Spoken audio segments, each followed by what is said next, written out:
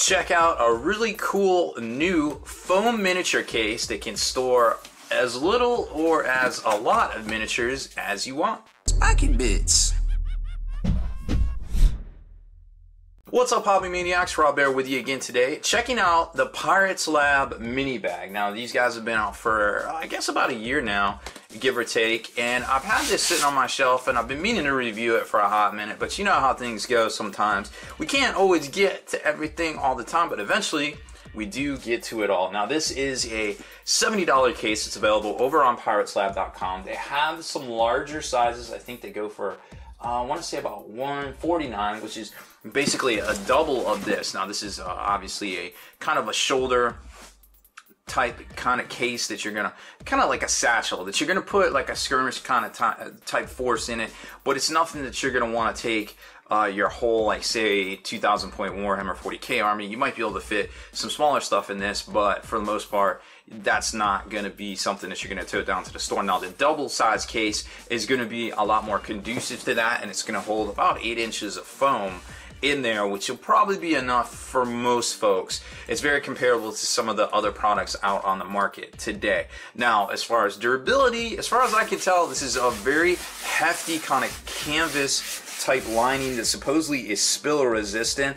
All of the stitching and everything seems very well done. I've been flicking at it. It doesn't seem crappy detail. This seems like really good quality kind of rubber type deal right here. And then I was messing around with the zippers, and the zippers seem, for the most part, very good. They're all steel here, and this is a nice sturdy plastic. It seems like there's almost a steel insert with the plastic that goes to full tang, with the plastic all the way around it, which I definitely like. I'm messing around with that, and I'm definitely digging on that right there.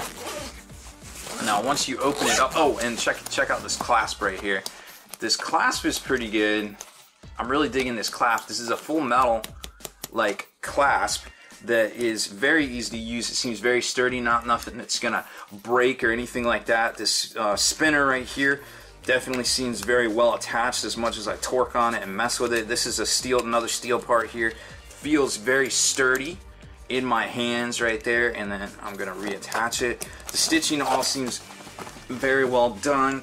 Yeah, that is pretty sturdy. You gotta be a big dude to mess this case up, that's for sure. Now, once we get inside, oh, well, on the back side here, since we're over here, check this out. You got room for some of your books. There's a little strap to keep them all seat belted in, nice and neat right there. And you got always remove those, throw those in the waste paper basket.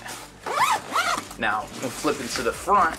You can select what kind of foam you want when you purchase your bag here. Now, for this one, we got what they call, I think, snip foam. Oh, look at that. There's a, forgot these were in here. So they give you a little sticker and a little thank you. We'd like to hear what you would want right there. Now, there's a nice big pocket right here, which seems very well done. Again, the stitching is nice elasticity right there. It seems like you can fit a whole lot in there. Very cool stuff. Now, this is the snip, I want to say it's snip foam. So what this is, it's kind of like different from pluck foam, whereas it's already kind of snipped out, so you don't have to do quite as much work. You just basically kind of figure out the shape you want for whatever miniature you're trying to stick in here.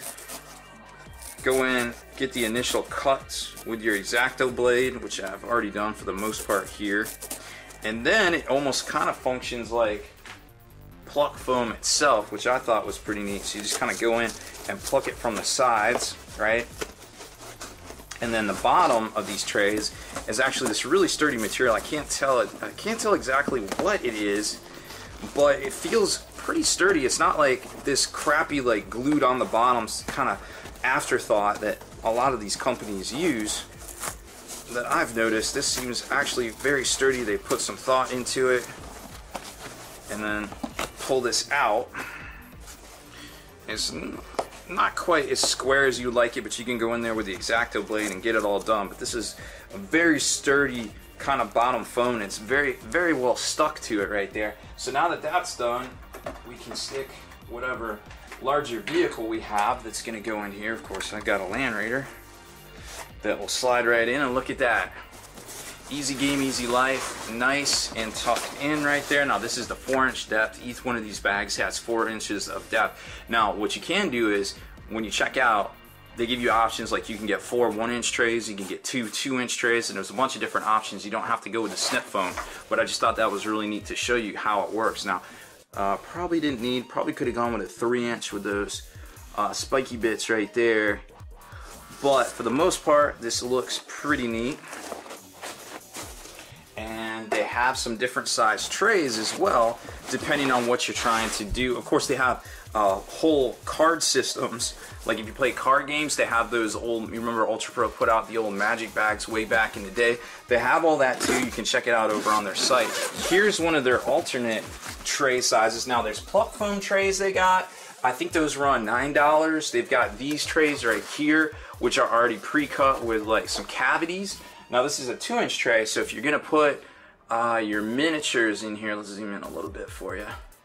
If you're gonna put, like, say, your miniatures in here, and this is gonna hold about 40 miniatures in one row, unless they're like an assault type troop, if you're your normal run-of-the-mill kind of bolter guys, you could probably put one on top of each other if you had little kind of foam inserts to put in there. Otherwise, I would go with the 1-inch tray for sure, as that will be more than accommodating. But if you have jump troops or something like that, you're gonna want this kind of 2-inch type deal. So you got 1-inch, you got 2-inch, you got 3-inch, you got 4-inch, and then there's some bigger kind of poses. Remember, this is gonna hold about 40 figures. So keep in mind, if you get 4 4-inch tray or 4 1-inch trays, you're talking like 160 figures.